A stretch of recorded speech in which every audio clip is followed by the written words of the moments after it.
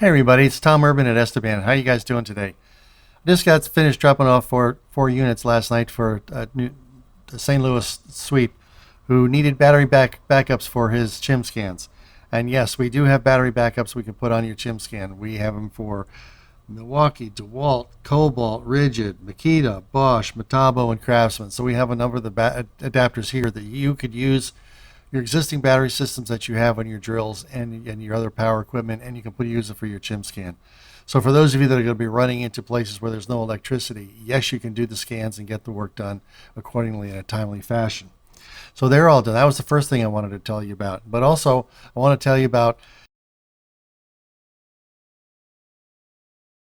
experience before I came to Iowa. I used to work with an insurance company back in Pennsylvania, 2 or 3 years in the process, 4 or 5 months. Every Friday, I would meet up with the adjuster and I would go out. So I learned a few things that are necessary to work with adjusters.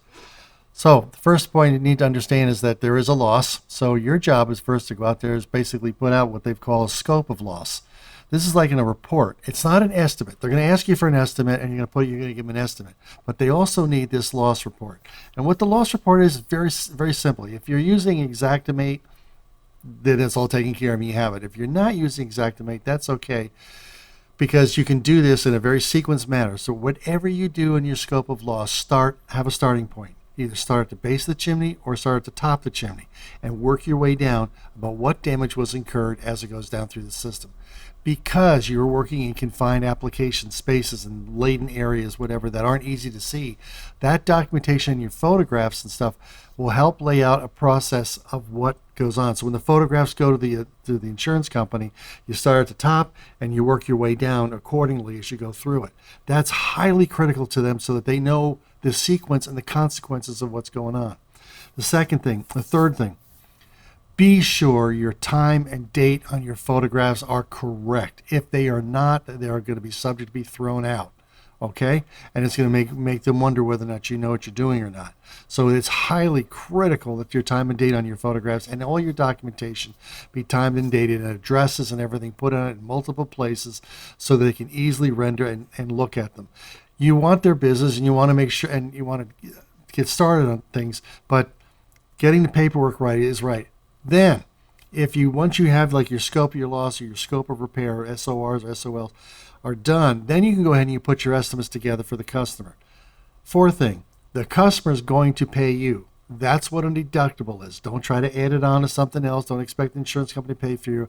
You have to present the bill to the customer.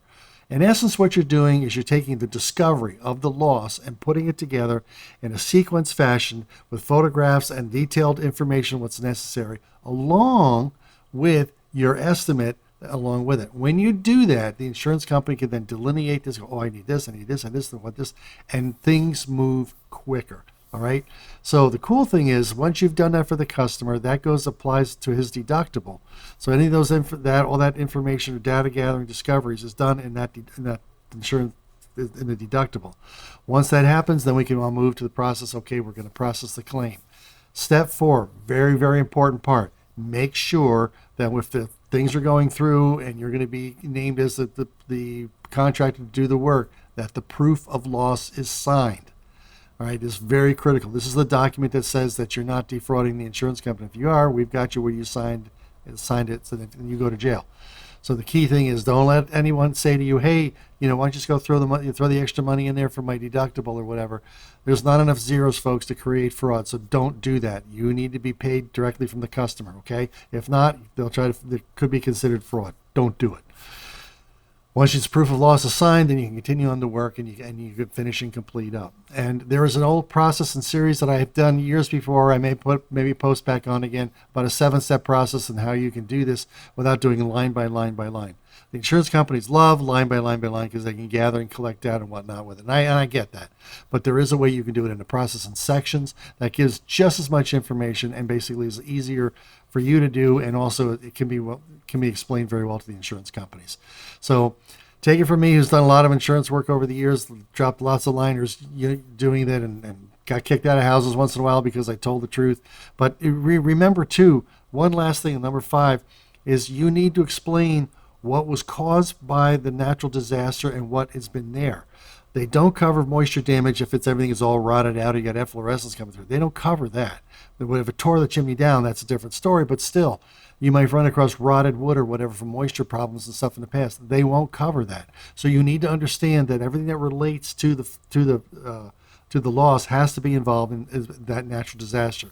With a tornado, it's tough because it usually just takes everything off or bits and pieces or shakes everything to death. So it runs the gambit. So it's very clear that you be able to delineate that to the insurance company so they understand that you're trying to work for everybody and just not yourself. Really critically key. So that's all I wanted to say. I hope this works for you. Again, batteries are available. Let us know if we can help you. Hope that it works for you. Take care and have a great day. Bye-bye.